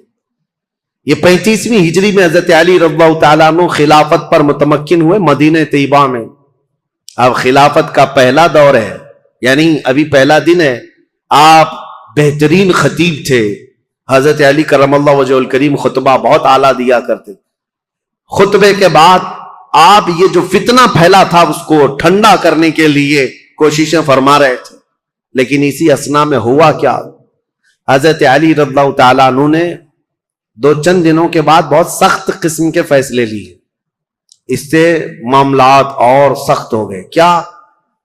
آپ نے ملک شام کے گورنر امیر معاویہ رضی اللہ تعالیٰ جو 22 سال سے گورنر تھے حضرت عمر کے زمانے سے، حضرت علی یہ کہتے تھے کہ اب ان کو گورنری سے میں معزول کرتا ہوں، حضرت امیر معاویہ کو اور مصر کے گورنر کو اور کئی جگہ کے گورنروں کو ایک ساتھ معزول کرنے کے لیٹر آپ نے جاری کر دی، جبکہ جو اکابر صحابہ تھے اس میں حضرت ابو موسیٰ اشعری، حضرت عمرو بن عاص، کئی صحابہ آ کر آپ کو مشورہ یہ دے رہے تھے کہ اس وقت یہ فیصلہ لینا اچھا نہیں، حالات بہت بگڑے ہوئے، حضرت عثمان کا قتل ہوا ہے، پہلے آپ اپنی بیعت سب سے لے لیجئے، اس کے بعد ان کے معزول کرنے کا حکم جاری کیجئے۔ حضرت علی نے حالات کی سنگینی کے اعتبار سے یہ خط جاری تو کر دیا، لیٹر بھیج دیا، پھر میں کہتا ہوں ادب کا دائرہ ساتھ رکھنا ہے سنیوں، تولنا نہیں صحابہ کو ادھر ادھر،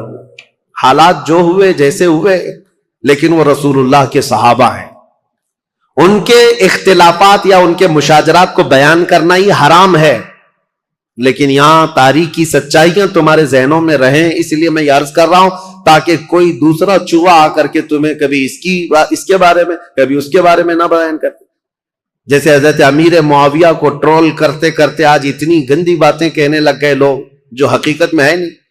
ہاں کچھ معاملات تو ہوئے ہیں لیکن ایسے نہیں ہیں۔ حضرت علی نے ان کی معزولی کا لیٹر جاری کیا، حالات سنگین ہو گئے، ظاہر سی بات ہے 22 سال سے وہ گورنر تھے، اب یہاں حالات یہ ہو گئے کہ حضرت امیر معاویہ نے سب سے پہلے یہ اعلان کیا کہ حضرت علی اب خلیفہ اگر ہو گئے ہیں تو ان کی خلافت کا پہلا کام یہ ہونا چاہیے جنہوں نے حضرت عثمان ابن عفان کو قتل کیا، پہلے ان قاتلوں کو پکڑ کر قصاص لینا چاہیے۔ خلیفہ اسلام کا قتل ہوا ہے، عام آدمی کا قتل نہیں ہوا ہے۔ خلیفہ اسلام کو قتل کرنے کا مطلب اسلام کے پلر کو ہلا دینا۔ حضرت امیر معاویہ شد و مد سے بہت زور شور سے یہ مطالبہ شروع کر دی، اور مطالبے میں بھی اتنا کہ حضرت امیر معاویہ نے مدینے ایک قاصد کو بھیجا اور حالات معلوم کر کے حضرت عثمان کا وہ جبہ منگوایا جس میں ان کی شہادت ہوئی تھی، وہ خون سے تر بتر تھا، حضرت عثمان جس میں شہید ہوئے تھے وہ جبہ موجود تھا، اور ان کی بیوی حضرت نائلہ اس وقت موجود تھی جو حضرت عثمان کے گھر میں ان کی انگلیاں کٹ گئی تھی، بیچ بچاؤ میں یا زخمی ہو گئی تھی، ان کی کٹی ہوئی انگلیاں اور حضرت عثمان کا جبہ حضرت امیر معاویہ نے دمشق ملک شام منگوایا۔ اب یہ جب چیزیں آئیں تو حضرت امیر معاویہ نے منبر پر رکھ کر کے لوگوں سے کہا خلیفہ اسلام کا بے دردی کے ساتھ قتل ہوا ہے، جبکہ جو وجوہات بتائی جا رہی ہیں وہ بہت چھوٹی ہیں۔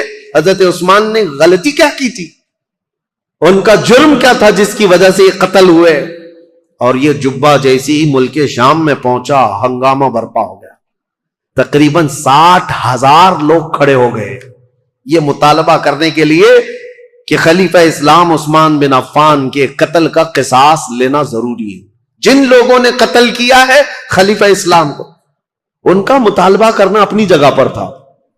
ظاہر سی بات ہے آج کے دور میں آپ کو بتاؤں، ملک کے پریزیڈنٹ پر کوئی حملہ کر دے یا ملک کے پی ایم پر کوئی حملہ کر دے تو پورے ملک کی عزت کا مسئلہ ہو جاتا ہے، عام چیز نہیں، اس کے لیے سیکورٹی بھی بہت رکھی جاتی ہے، اور اگر ہو گیا تو اس کے بعد حالات کیا ہوتے ہیں؟ جو نیا بیٹھے گا اس کے لیے سب سے پہلا مطالبہ یہی کیا جائے گا جن لوگوں نے ان کا قتل کیا پہلے ان کو پکڑو، یہ مطالبہ ہوتا ہے۔ ارے میاں پی ایم اور پریزیڈنٹ تو بہت دور کی بات ہے، ہمارے ہاں کوئی عام آدمی بھی مر جائے تو لوگ مطالبہ کرتے ہیں کہ قاتل کو پکڑو، کلر کون ہے اس کو سزا دو، یہ تو مطالبہ ہوتا ہی ہے، پروٹیسٹ ہوتے ہیں۔ تو حضرت امیر معاویہ کا مطالبہ بہت تیزی سے بڑھتا چلا گیا۔ اب دیکھیں میں حالات آپ کو سمجھا رہا ہوں، حضرت علی کے ساتھ کیا معاملات تھے۔ جیسے ہی مدینے میں آپ نے باغ ڈور سنبھالی، آپ کے لیے حالات یہ تھے کہ صحیح طریقے سے قاتل کون ہے یہ کسی کو معلوم ہی نہیں تھا، آج تک نہیں معلوم، تو کیونکہ اس گھر میں حضرت عثمان ابن عفان کی بیوی حضرت نائلہ اکیلی تھی، وہ بہت پردہ دار عورت تھی، انہوں نے بیان کیا حضرت علی کے سامنے کہ محمد بن ابو بکر چھت سے داخل ہوئے تھے، یہ تو میں نے دیکھا ہے، اور انہوں نے حضرت عثمان کی داڑھی بھی پکڑی تھی، لیکن حضرت عثمان نے ایک جملہ کہا تھا کہ تیرے باپ ابو بکر ہوتے تو یہاں تک تیری حرکت نہ ہو سکتی۔ یہ سن کر محمد بن ابو بکر چلے گئے اور دروازے پر کھڑے ہو کر وہ رو کر توبہ کرنے لگے، لیکن ان کے ساتھ انجان 2 آدمی بھی آئے تھے، میں انہیں نہیں جانتی ہوں نہ پہچانتی ہوں کون لوگ ہیں. اور اس کے بعد حضرت نائلہ جو حضرت عثمان کی بیوی اس وقت جو موجود تھی وہ کہتی ہیں قتل ہونے کے وقت میں وہاں موجود نہیں تھی، قتل ہو گیا. حضرت علی کے سامنے یہ مقدمہ ہے، بڑا سخت ہے، کسی انجان کو قتل تو نہیں کر سکتے پکڑ کر کے پوری جماعت کو. ظاہر سی بات ہے آپ موب لنچنگ بھی ہو جاتی ہے تو اس پورے موب کو جو ہے نا سزا نہیں دیتے حکومت، پرٹیکولر ایک آدمی کون ہے جو مرڈر کیا ہے اس کو پکڑنا ضروری ہوتا ہے. موب کا جو حملہ ہوتا ہے یہ سب لوگ اس میں شریک ہوتے ہیں. سزائیں چھوٹی چھوٹی ہو سکتی ہیں لیکن مرڈر کا جو جرم ہے وہ سب پر نہیں آتا. اس وقت حضرت علی کے ساتھ یہ معاملہ تھا کہ حقیقت میں قاتل کون ہے یہ نہیں معلوم. تو سیدنا علی بن ابی طالب مدینے کے سارے صحابہ سے کہہ رہے تھے کہ میں بھی حضرت عثمان کے قتل کا قصاص لینا چاہتا ہوں لیکن قاتل پکڑ کر کے تو لائیں. لوگوں نے کہا یہ مصر کے لوگ تھے، بلوائی تھے، ان سب کو پکڑ کے سزا دیجیے. حضرت علی کہتے ہیں وہ ایسی جماعت سے جن پر میرا قابو نہیں ہے، ابھی ابھی خلیفہ بنے ہیں اور مصر میں نیا اسلام ہے، یہ بلوائی یہ جتنے ہیں وہاں پر ایک فتنہ بھی پیدا ہو چکا تھا. تو وہ جدت پسند لوگ تھے، نئے نئے قسم کے اسلام میں آئے ہوئے تھے. حضرت علی ان مصلحتوں کو دیکھ کر خون عثمان کا بدلہ لینے میں آپ نے فرمایا کہ اس کو بعد میں حالات کے ٹھنڈے ہو جانے کے بعد لیا جائے گا، بس بات اتنی تھی. لیکن غلط فہمی بڑھتی گئی اور یہ غلط فہمی کو ڈالنے والا کون تھا؟ اسی لیے میں نے کل آپ کے سامنے ایک نام بتایا تھا، عبداللہ بن سبا، ایران کا رہنے والا ایک یہودی جو اسلام میں آیا تھا. اس نے اپنا کام شروع کر دیا، مدینے میں جا کر اور دیگر جگہ پر ملک شام میں لوگوں کو بھڑکانا شروع کیا. پہلے تو حضرت علی کی حمایت میں بولتا تھا، اب حضرت علی خلافت پہ آئے تو حضرت عثمان کے قتل کا بدلہ لینے کے لیے ابھارنے لگ گیا. اب ہوا یہ کہ حضرت عائشہ صدیقہ رضی اللہ تعالیٰ عنہ، ان کا بھی کردار ہے تاریخ میں، ام المومنین ہے، زبان نہ کھولنا ان کے لیے بھی گستاخی کے لیے، ایمان برباد ہو جائے گا. ام المومنین رسول اللہ صلی اللہ علیہ وسلم کی محبوبہ ہیں، زوجہ ہیں. یہ حج پر گئی ہوئی تھیں اور حج سے واپس آنے کے وقت حضرت عثمان کا قتل ہو گیا تھا اور یہ خبر حضرت عائشہ کو پہنچ گئی. حضرت عائشہ کا مقام تھا صحابہ میں سب میں بھی، کیونکہ ام المومنین نے سب لوگ احترام کرتے تھے.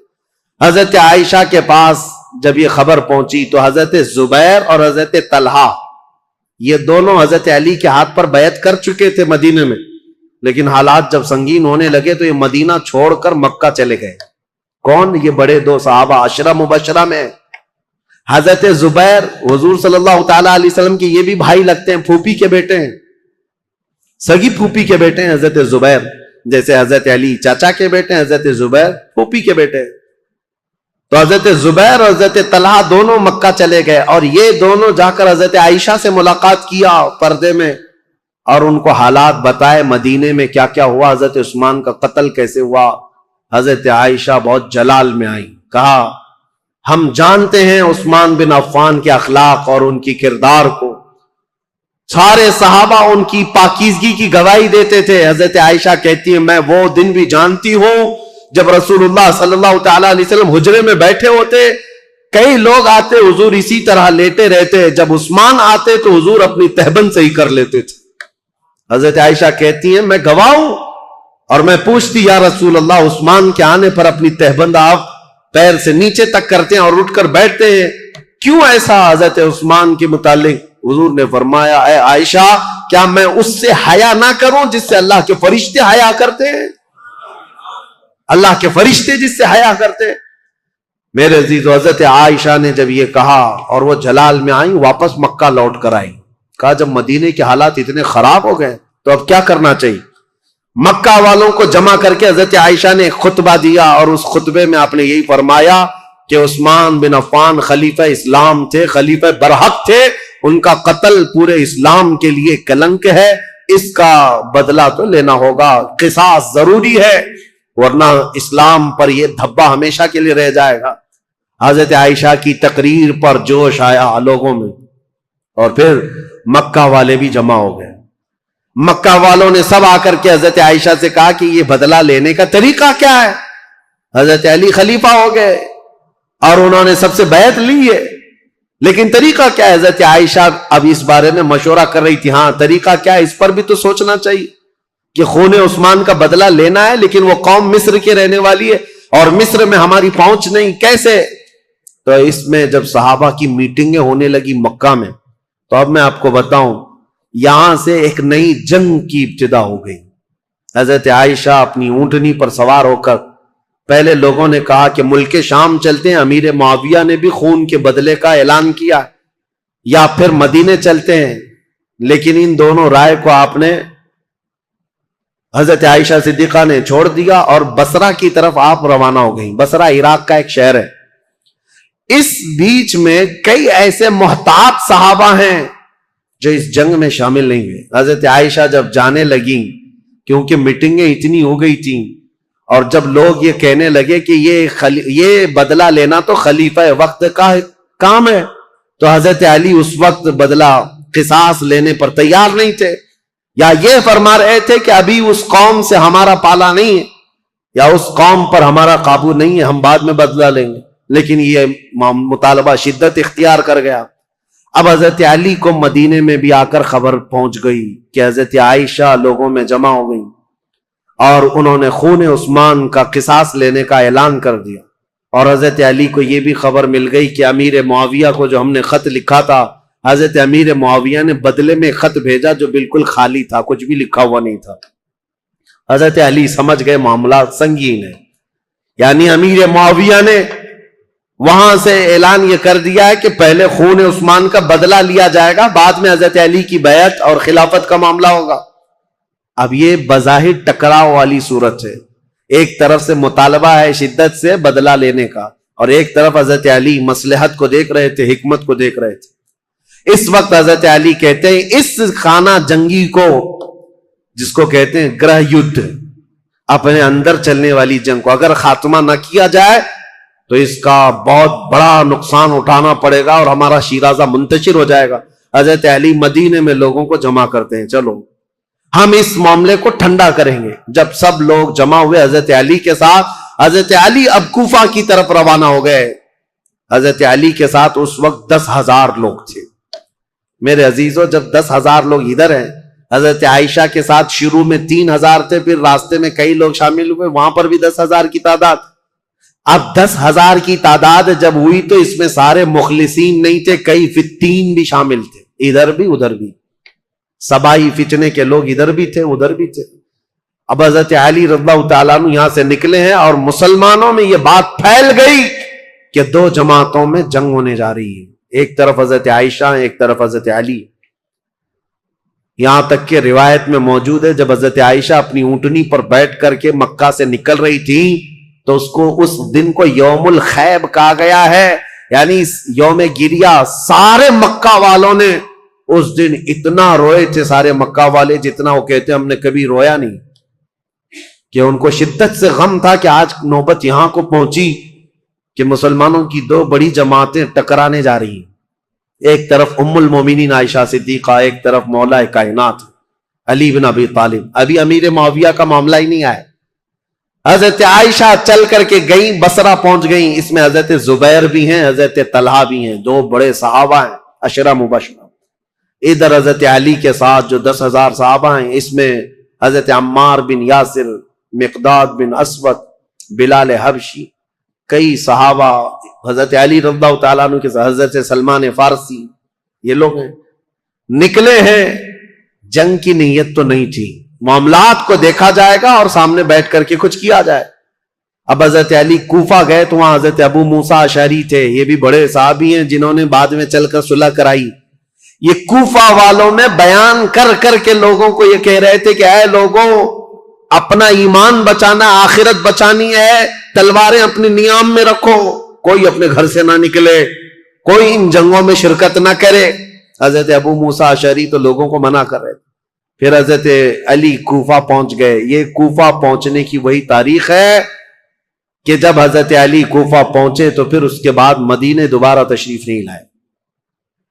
یہاں سے حضرت علی کی خلافت کا باضابطہ جو دور کوفہ جو دارل عاصمہ دارل خلافہ بنا اسلام کا، حضرت علی جب وہاں آئے تو لوگوں کو آپ کی فوج میں شامل کیا گیا. حالات سنگین ہو رہے، طاقت کے بلبوتے، طاقت کے زور، اس کو ٹھنڈا کرنا چاہیے. اب اس میں محتاط صحابہ جو تھے ان کی بھی رائے میں بتاتا ہوں. حضرت عبداللہ بن عمر ہیں، حضرت عمر بن عاص ہیں، یہ لوگ شریک نہیں ہوئے. محمد بن مسلمہ ہیں، یہ لوگ شریک نہیں ہیں. احنف بن قیس یہ بعد میں. ان لوگوں سے حضرت علی نے بلا کر کے کہا بھی تھا کہ تمہاری رائے کیا ہے؟ حضرت عمر بن عاص نے کہا کہ میں چل تو پڑوں گا آپ کے ساتھ، لیکن بس اتنی شرط ہے آپ مجھے وہ تلوار دیں جو تلوار یہ پہچانتی ہو کون سی گردن مسلمان کی کون سی کافر کی. مجھے وہ تلوار دیجیے، کیونکہ جنگ ہو رہی ہے، دو جماعتیں جو دونوں طرف مسلمان ہیں، صحابہ ادھر بھی ہیں صحابہ ادھر بھی ہیں. عمر بن عاص نے کہا میرے پاس ایسی تلوار نہیں جو پہچانتی ہو گردن کس کی ہے، اگر یہ مل گئی تو پھر شریک ہو جاؤں. اس کے بعد حضرت محمد بن مسلمہ کو بلا کر پوچھا کہ آپ کیوں نہیں؟ کہا میں نے رسول اللہ صلی اللہ تعالی علیہ وسلم سے سنا تھا، میرے آقا نے فرمایا تھا محمد بن مسلمہ اس تلوار کو کبھی نیچے ہونے نہیں دینا، اعلاء کلمت الحق کے لیے استعمال کرنا، اور جس دن یہ نوبت آ جائے کہ یہ تلوار تجھے کسی مسلمان پر اٹھانی پڑے تو احد پہاڑ کے پاس جا کر کسی پتھر پر تیری تلوار توڑ دینا. محمد بن مسلمہ کہتے ہیں کل رات جا کر میں نے اپنی تلوار توڑ دی. آج نوبت یہاں پہنچ گئی ہے کہ ہمیں تلوار اٹھانی پڑ رہی ہے، میں تو تلوار توڑ چکا ہوں. حضرت عبداللہ بن عمر انہوں نے بھی یہی کہا کہ میں فرق نہیں کر پاؤں گا کہ کون حق پر ہے کون کس پر ہے، اسی لیے میں اس میں شریک نہیں ہوں.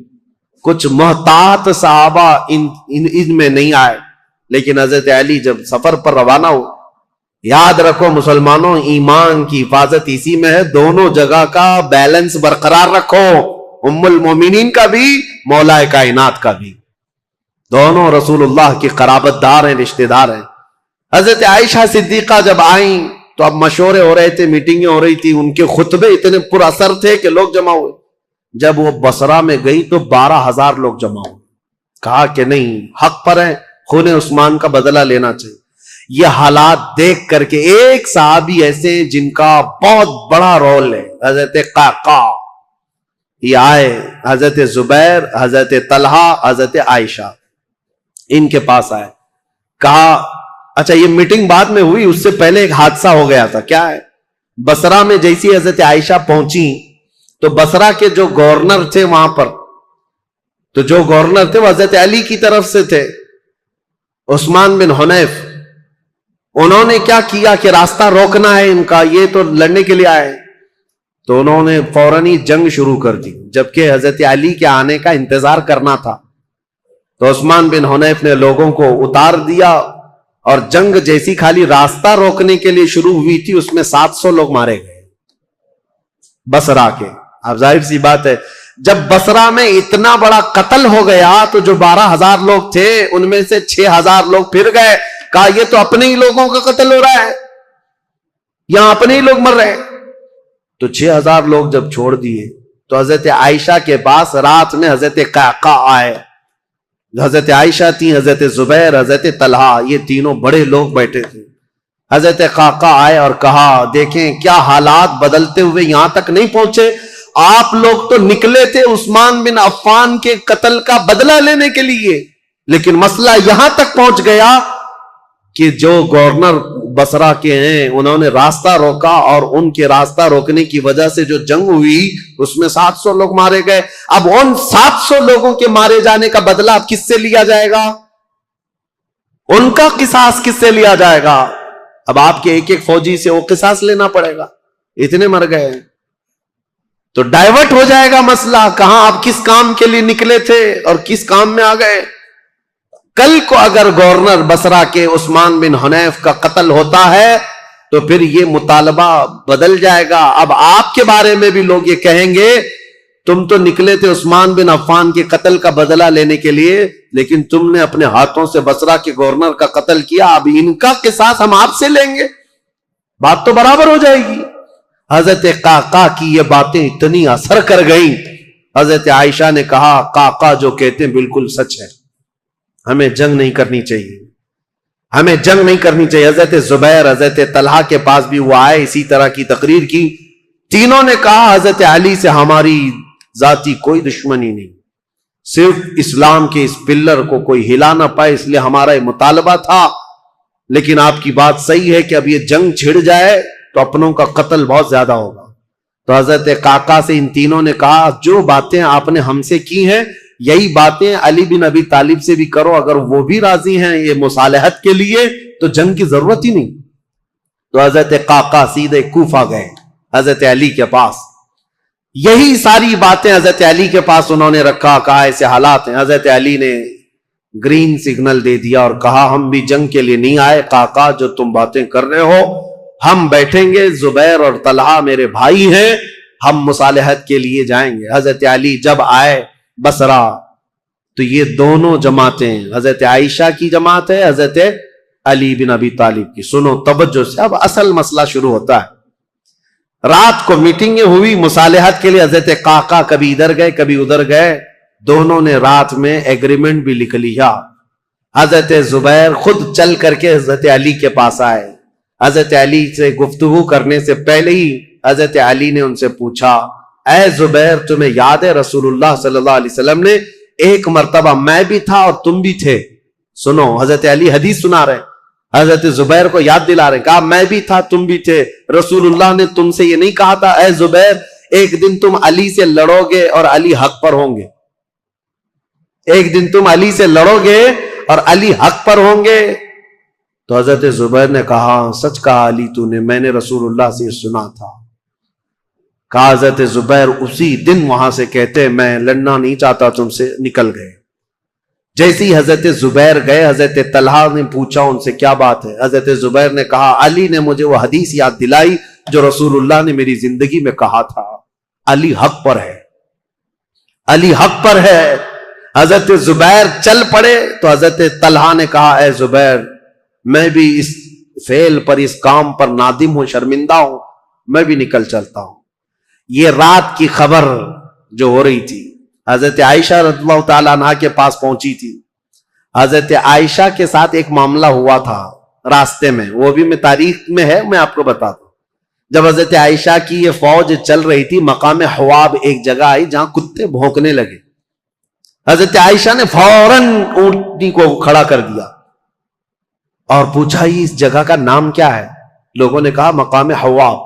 तो डर गई, कपकपी आ गई जिस्म में। कहा मां आयशा सिद्दीका क्या हुआ क्या?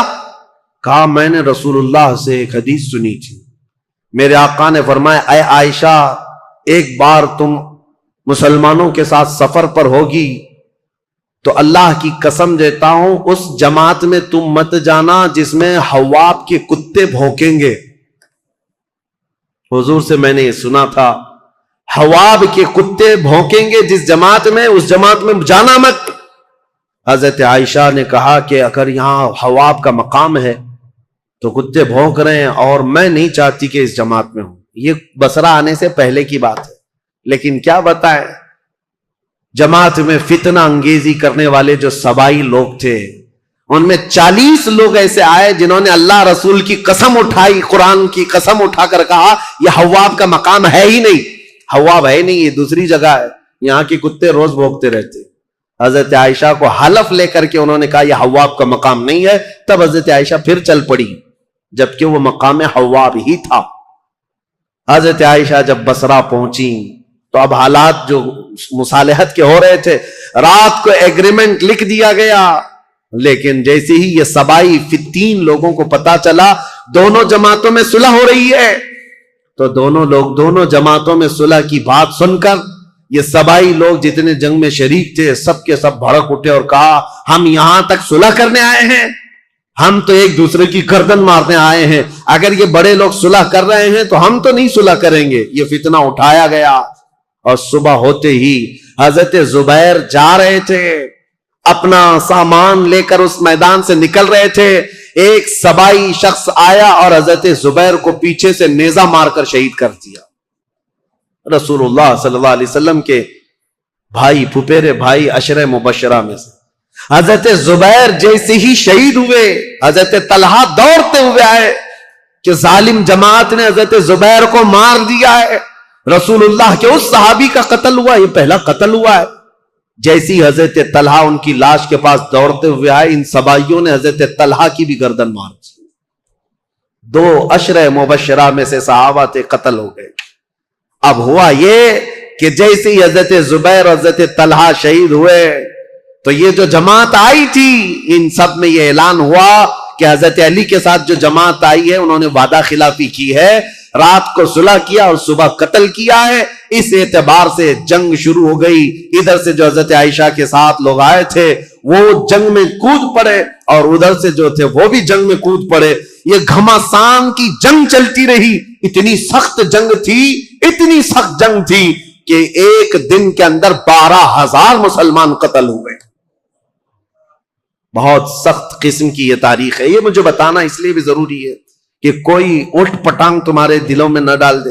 ہوا کیا تھا حقیقت یہ میں بتا رہا ہوں، لیکن حضرت عائشہ رضی اللہ تعالیٰ عنہ اب بات کرنا چاہ رہی حضرت علی سے اور حضرت علی عائشہ سے بات کرنا چاہ رہے ہیں۔ بیچ میں راستہ ایسا جنگ کا گھمسان چھڑا ہوا ہے کہ نہ ایک دوسرے سے بات کرنے کا موقع مل رہا ہے۔ یہاں تک کہ حضرت عائشہ کا اونٹ جس پر وہ بیٹھی ہوئی تھی، اس کا نام ہی جنگ جمل ہے۔ جمل عربی میں اونٹ کو کہتے ہیں، نام ہی جنگ کا جمل رکھ دیا گیا کیونکہ اونٹ پر ایک جھوپڑی لگائی جاتی تھی کجاوا، اس میں حضرت عائشہ بیٹھی ہوئی تھی۔ اس اونٹ پر اتنے حملے کر دیے تھے، اتنے حملے کر دیے ادھر کی جماعت والوں نے کہ حضرت عائشہ کی حفاظت کے لیے جو ادھر موجود تھے وہ عزت قبیلے کے لوگ ان میں صرف اونٹ کی حفاظت کے لیے 700 لوگ قتل ہو گئے تھے۔ ایک گرتا تھا، دوسرا پکڑتا تھا، دوسرا گرتا تھا، تیسرا پکڑتا تھا، لیکن ان جان بازوں نے اونٹ کو گرنے نہیں دیا۔ حضرت علی رضی اللہ تعالیٰ عنہ نے پھر حکمت کے ساتھ فرمایا کہ یہ جنگ ختم ہوگی اس وقت جب یہ اونٹ بیٹھے گا، تو اپنی ایک معتمد جماعت کو جو اہل حق تھے ان کو بھیجا کہ جاؤ تم کسی نہ کسی طرح سے اونٹ کو نیچے پیروں کی طرف سے کچھ زخمی کر دو یا کسی طرح اونٹ بیٹھ جائے۔ وہ گئی ایک جماعت حضرت علی کی طرف سے، جنگ کے لیے نہیں، انہوں نے کسی نہ کسی طرح اونٹ کو بٹھا دیا۔ جیسے اونٹ بیٹھ گیا ام المومنین نیچے آئیں۔ اگر حضرت عائشہ صدیقہ کے ساتھ کچھ بھی ہو جاتا امت میں بہت بڑا فتنہ ہوتا۔ رسول اللہ کی زوجہ کے ساتھ اگر کسی نے ہاتھ بھی لگایا ہوتا اس وقت بڑا مسئلہ ہوتا۔ حضرت علی کے لیے کتنا بڑا چیلنج تھا یہ، ان کی خلافت کے دور کا سب سے بڑا چیلنج ہے۔ ایک طرف ام المومنین کی عزت کو بچانا ہے کیونکہ پورے مومنین کا وقار ہے، رسول اللہ کا گھر ہے، تو حضرت علی نے گرنے نہیں دیا۔ اور اس کے بعد حضرت علی رضی اللہ تعالیٰ عنہ نے پیغام بھیجا حضرت عائشہ کو کسی نہ کسی طرح سے اس کجاوے سے نکال کر لائے۔ جیسی نکال کر کے لایا گیا ام المومنین رو رہی تھی۔ حضرت علی کرم اللہ وجہہ الکریم وہاں گئے تو ان کی آنکھوں میں بے اختیار آنسو تھے، پھوٹ کر رو رہے تھے کیونکہ جانتے تھے ایک ہی گھر کے ہیں۔ حضرت علی رضی اللہ تعالیٰ عنہ سے سب سے پہلے حضرت عائشہ کھڑی ہوئی، کہا اے علی بن ابی طالب، صرف ایک غلط فہمی کی وجہ سے یہاں تک معاملہ پہنچ گیا۔ حضرت علی نے کہا ماں عائشہ صدیقہ آپ سچ کہتی ہیں کہ غلط فہمی نے یہاں تک پہنچا دیا۔ دونوں کے وہی جملے تھے، حضرت عائشہ کہتی ہے میں ہرگز نہیں چاہتی تھی کہ خون مسلم بہہ جائے، کسی مسلمان کا قتل ہو جائے، لیکن اتنا بڑا معاملہ پیش آیا۔ دونوں یہ عظیم صحابہ، وہ زوجہ ہیں، یہ صحابی ہیں، داماد ہیں، رونے لگے، اس معاملے پر بہت گریہ وزاری کی۔ اس کے بعد مولا کائنات علی بن ابی طالب بیٹھے ہوئے تھے، ایک شخص آیا حضرت زبیر کے قتل کا پیغام لے کر آیا، کہا حضرت زبیر کو نیزہ مار کر شہید کیا گیا ہے۔ حضرت علی نے کہا سنو رسول اللہ صلی اللہ علیہ وسلم کی حدیث میں اس کو سنا دوں جس نے حضرت زبیر کو قتل کیا۔ میں گواہ ہوں، رسول اللہ نے اپنی زندگی میں فرمایا تھا اے علی دیکھنا ایک دن آئے گا میرے اس زبیر کو کچھ لوگ بے گناہ قتل کر دیں گے، اور علی تو اسے بشارت دے دینا کہ وہ شخص اپنی تلوار سمیت ہمیشہ کے لیے دوزخ میں جائے گا۔ حضرت علی نے کہا بشارت ہو تجھ کو ابن صفیہ کا قتل کرنے والے، کیونکہ حضرت زبیر کی ماں کا نام صفیہ تھا جو رسول اللہ کی پھوپھی۔ ان کے قتل کرنے والے کو حضرت علی نے جہنم کی بشارت دی، اور ادھر حضرت علی کی رضی اللہ تعالیٰ عنہ کی جماعت میں جو صحابہ تھے ان میں بھی بہت سارے قتل ہوئے۔ لیکن میرے عزیزوں، یہ غلط فہمی شیطان کی طرف سے ڈالی ہوئی سبائی فتنہ کتنا ڈینجر ہے آپ کو میں بتاؤں۔ اسی لیے کفار و مشرکین سے لڑنا آسان ہے، لیکن جماعت میں موجود غداروں سے اور منافقین سے لڑنا بہت بڑا چیلنج ہے، بہت بڑا چیلنج ہے۔ اسی لیے ہمیشہ سترک رہو، ہمیشہ محتاط رہو۔